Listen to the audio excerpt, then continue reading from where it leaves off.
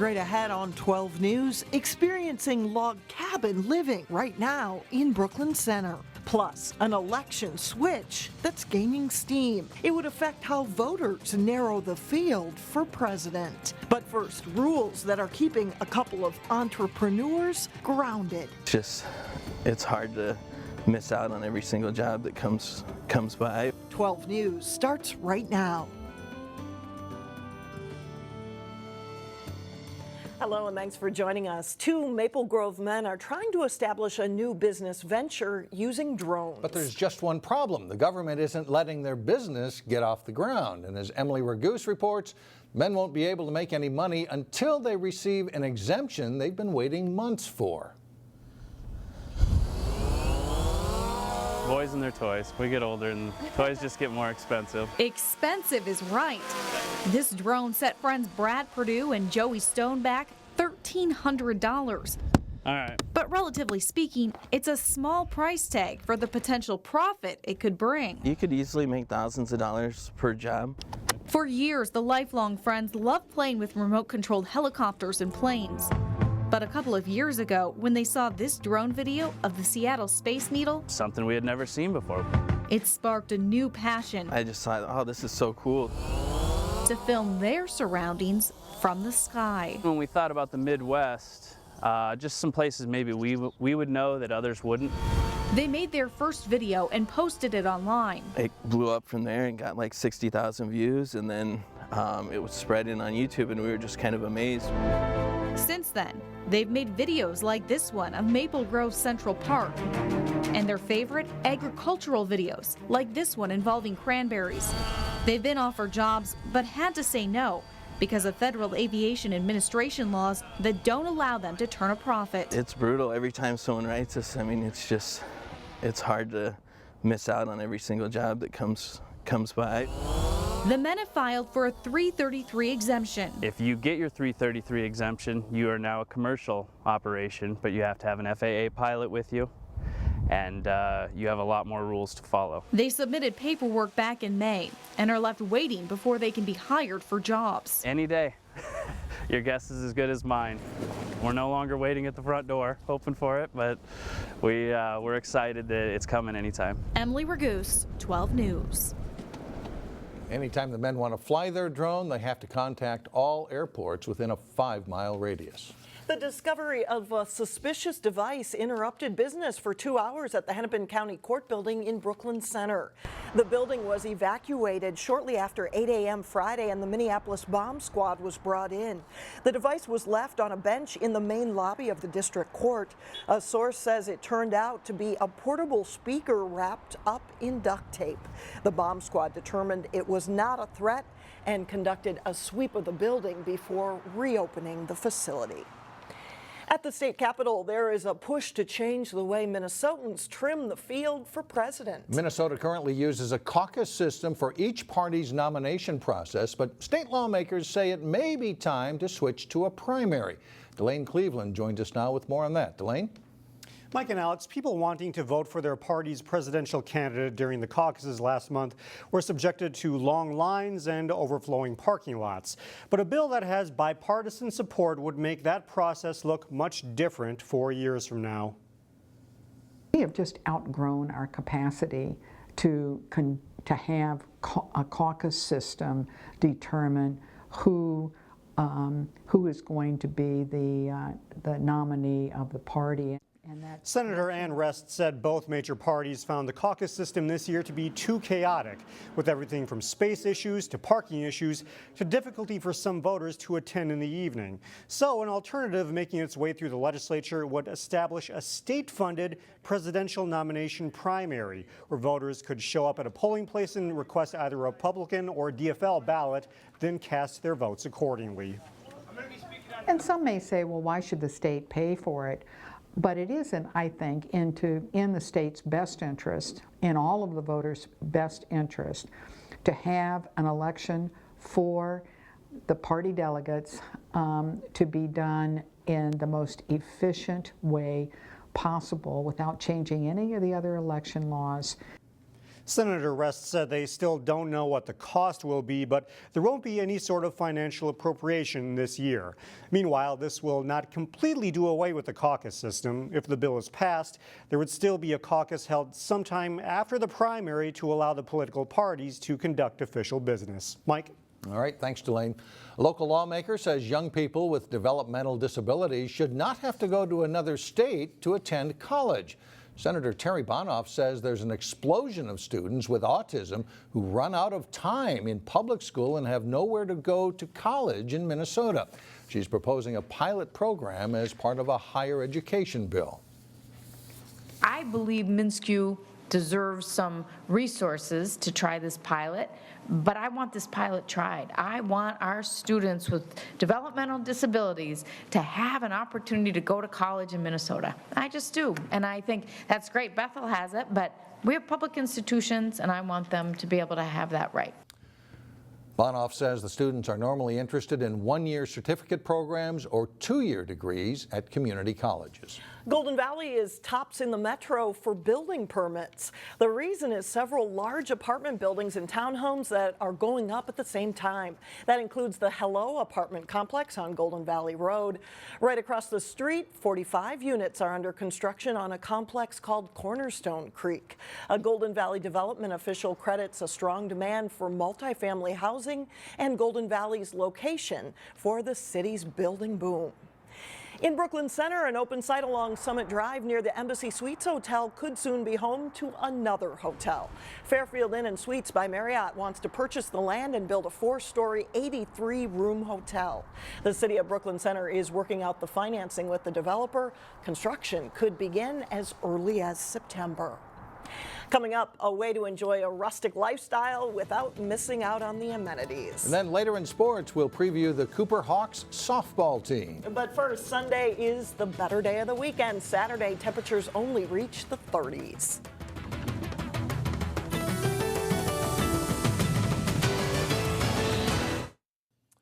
A fundraiser is planned Saturday in Brooklyn Park for a local hockey player who was paralyzed during a game. Matt Olson graduated from Totino Grace in 2014 and holds the school record for most varsity games played. He suffered a severe spinal injury in February playing for a team in Chicago that's part of a high-level hockey developmental league. His doctors said his medical expenses would be in the millions of dollars. The fundraiser for Matt will take place from noon until 6 Saturday at the Brooklyn Park Community Center. There will be a Totino Grace alumni hockey game along with a silent auction, games, and food.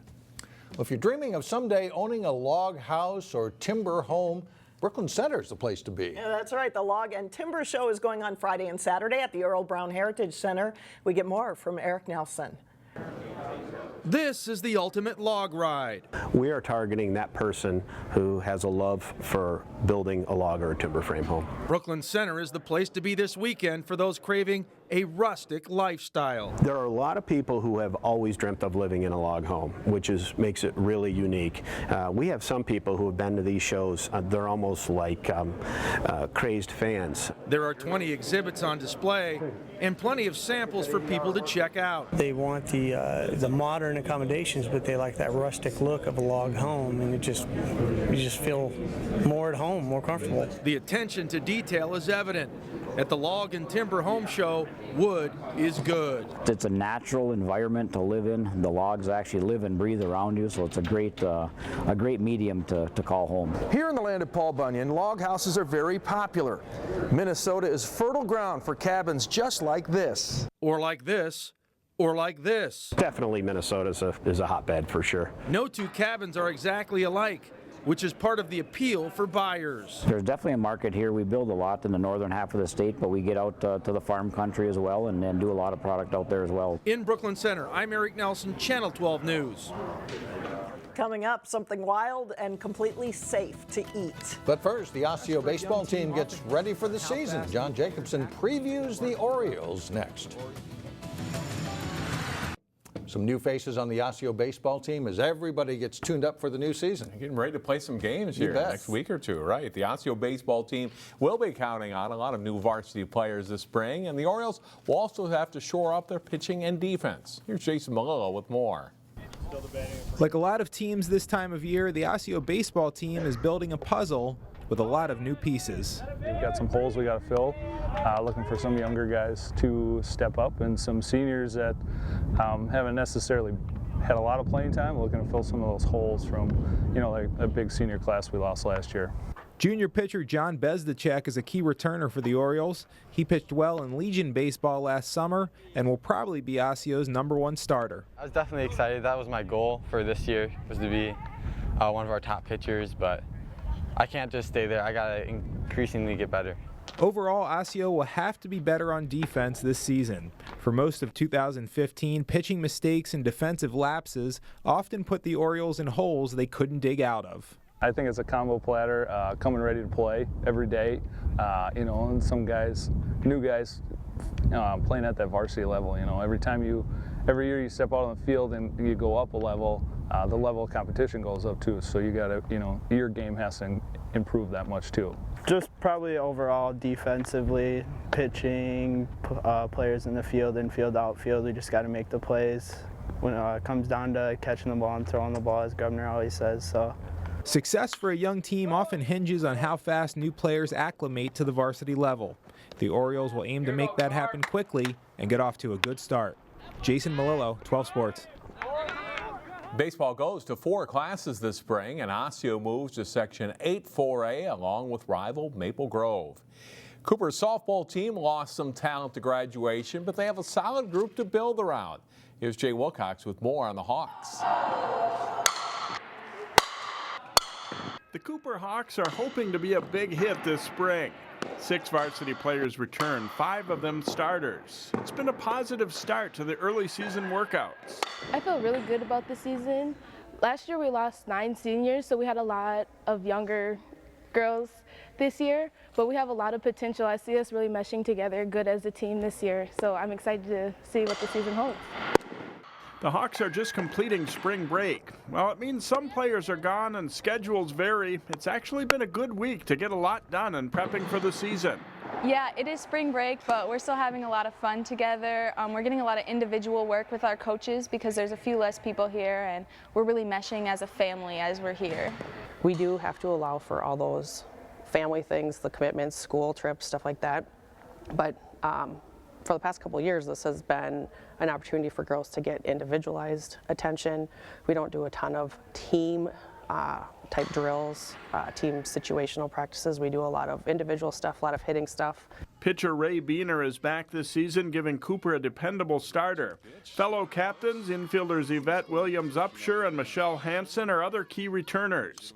Cooper was in the middle of the pack in the Metro West Conference a season ago and won 12 games overall. This team should be comparable. The toughest teams that we faced last year, they're returning a lot of the same kids, and so we know that those games are going to be a battle. They return a ton of veterans, and so we're going to have to bring our best game on those days. And then as far as the other teams go, I think we can hang in there with a number of the other teams that are in the conference for sure. There isn't a lot of depth, but Cooper will go with quality over quantity this spring. Jay Wilcox, 12 Sports. The Hawks start the season with 2 Metro West Conference games, hosting Chanhassen Tuesday, April 12th, and then playing at Benilde St. Margaret's April 14th. A former Wayzata High School state swimming champion is now up for a big national award. University of St. Thomas junior Emma Paulson is one of just 11 finalists and the only swimmer for the 2016 Division III Athlete of the Year, sponsored by Honda. Paulson won 3 national titles last month, winning the 50 freestyle and 100 and 200 backstroke events at the Division III National Championships in Greensboro, North Carolina. The winner will be announced later this spring, so good luck to her and terrific season for her at St. Thomas. All right, thanks a lot, John. Still ahead, a popular April Fool's treat in Maple Grove. Plus, a taste of the wild side. We bring an appetite for Mother Nature when we come back. This weekend might be a little chilly, but there is no doubt that we are ready for spring. And at Weekend Showcase, Neil Persley looks at outdoor dining opportunities you may have overlooked. Sorry, rude of me to talk with pine needles in my mouth. Such is the predicament Nick Sacco finds himself in as he guides those who will listen along nature's grocery aisle.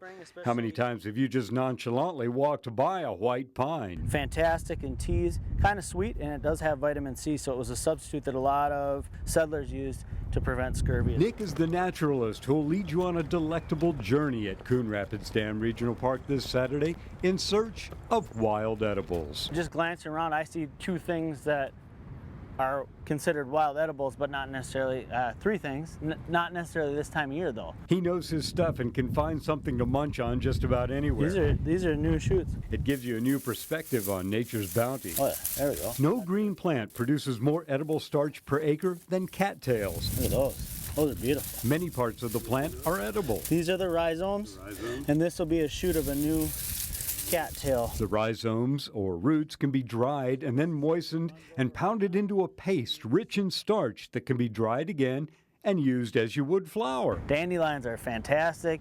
You can eat the roots, you can eat the leaf, you can eat the flower. If you're a beginner in wild edibles, this is a great place to start and a great activity for the whole family. Wild edibles has some etiquette that goes with it. It has some timing that goes with it. It has some identification considerations for safety, etc. Nick will fill you in on everything from good field guides to cooking tips. For Weekend Showcase, sipping on my white pine tea, I'm Neil Persley, 12 News. Wild Edibles takes place Saturday from 10 to noon at Coon Rapids Dam Regional Park, and we have some information on how to sign up on our website, 12.tv. And finally, forget Easter, Thanksgiving, Christmas. For some, April Fool's Day might well be considered the biggest holiday of the year. That is true. Lines form out the door at Nadia Cakes in Maple Grove for a 3-day April Fool's event. And this year's specialty cupcakes did not disappoint. Couple Ramen is the store's lemon drop cupcake in disguise. Take a look at this one, Broken Glass. It's a red velvet cupcake. And they also made dropped ice cream cone and the annual favorite, unicorn poop, expecting to sell 3,500 of that variety alone. We start planning. We haven't seen that in a while.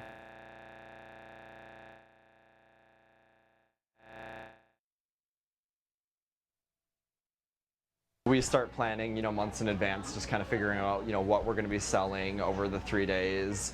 And then, as we get closer to it, start prepping for it. We've been doing overnight shifts the last 3 days just to keep up with the demand.